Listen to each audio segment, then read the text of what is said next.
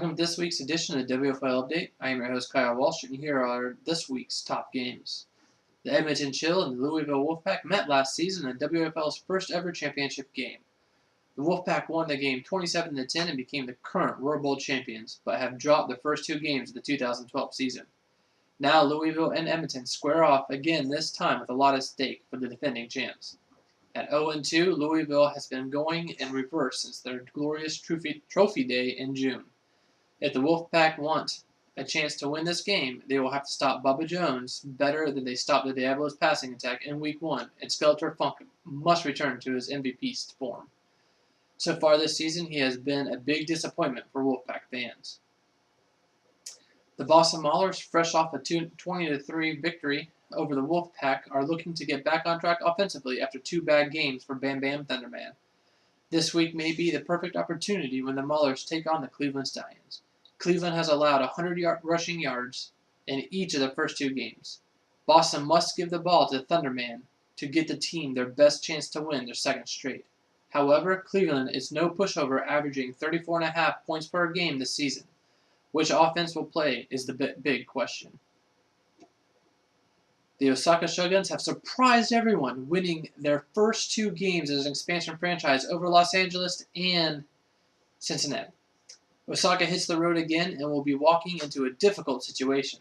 The Chicago Ghost ownership changed this week after Logan Foster guided the team to a 4-14 record for 2 years.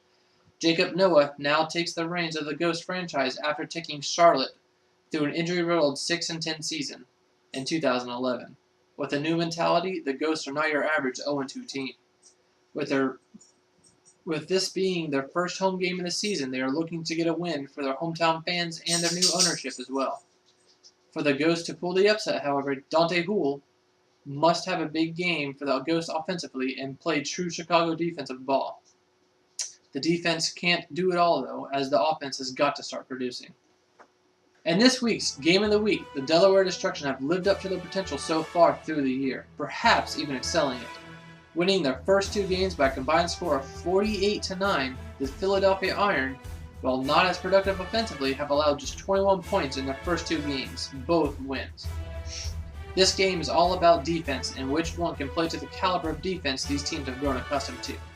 For the Iron to have any chance, they have to stop Darius Ryder, who has been on a hot streak with 561 passing yards, 6 touchdowns, and no interceptions. They also must get Ivan Inferno going and open up the offense. Delaware has not allowed a touchdown this season. As part of WFL Media, it is now time for us to pick our games for Week 3. The first game up is Baltimore at Cincinnati. I think Cincinnati's going to win. I don't know. I don't know, really, because, everybody said that Osaka didn't have a chance, but they did it. They came through and they did it. So, I'm going to go with Cincinnati, but I'm not saying that Baltimore has no chance because there's always a chance. There's always a chance, but I also think Cincinnati's going to win. I think last week was just an off week for them. They never got it together. They need to make some changes, but I think they'll pull it out. All right, next game, Los Angeles at Minnesota. Well, Los Angeles, they've come out and I don't know. There's not the team I thought they were going to be. I'm going to have to go with Minnesota this week. I just think they're a better built team, so I'm going with Minnesota. I have to agree with you. I'm just going to have to go with Minnesota. Los Angeles, they're putting up good fights, but I think that Minnesota is the better team. They can beat them in this game. And, next game is Boston at Cleveland. I'm going with Boston, even though Cleveland's really been showing they're a good team. But I just don't think they have what it takes to go up against Boston. I kind of agree with you, but I think Cleveland is really stepping it up. And I don't think since the preseason game, Boston has really, I just haven't really seen anything spectacular that makes them stand out to me right now.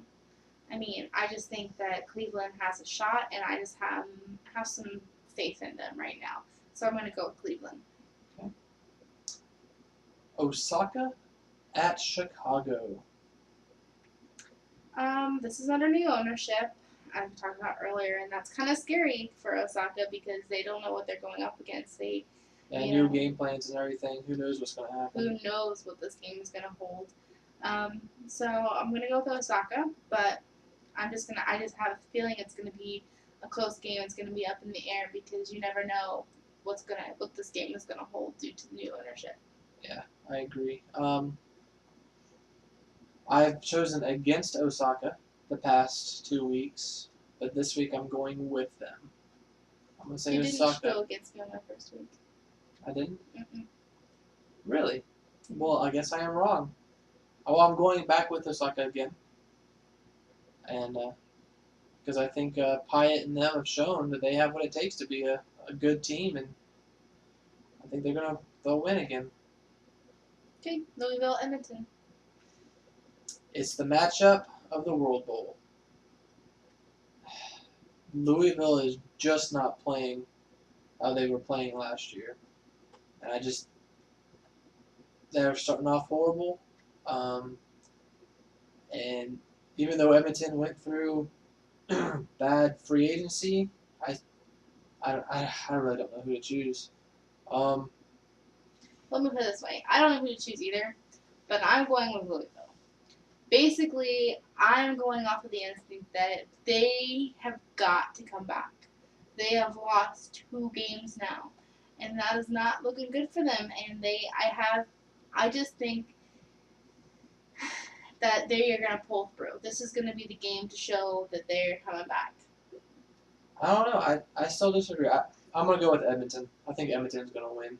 Okay. All right, Queen City at Sterling. I'm going with Queen City. Queen City.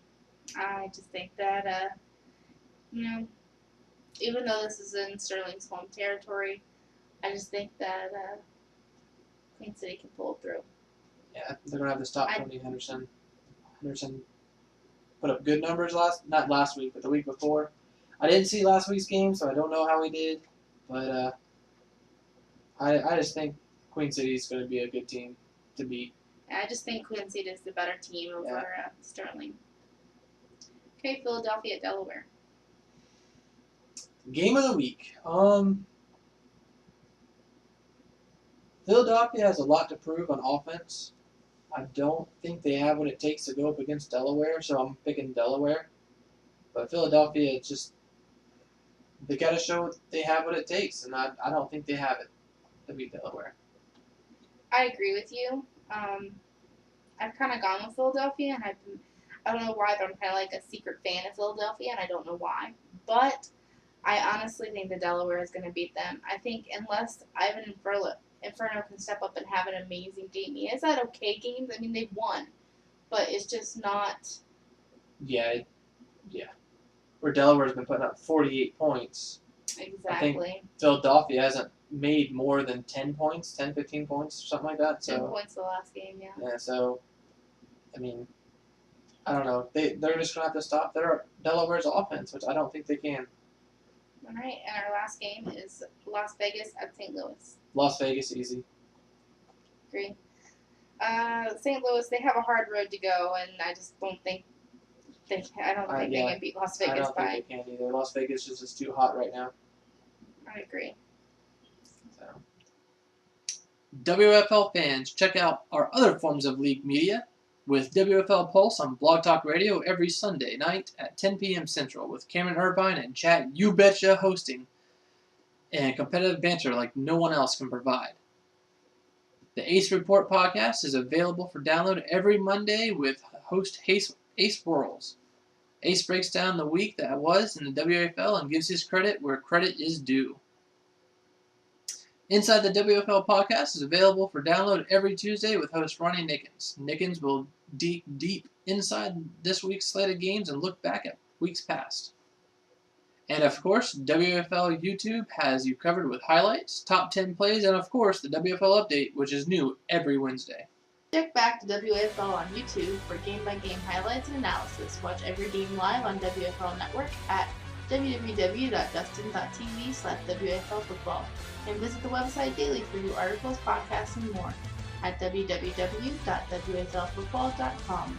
Can't watch the games? Follow the scores, point by point, big play by big play.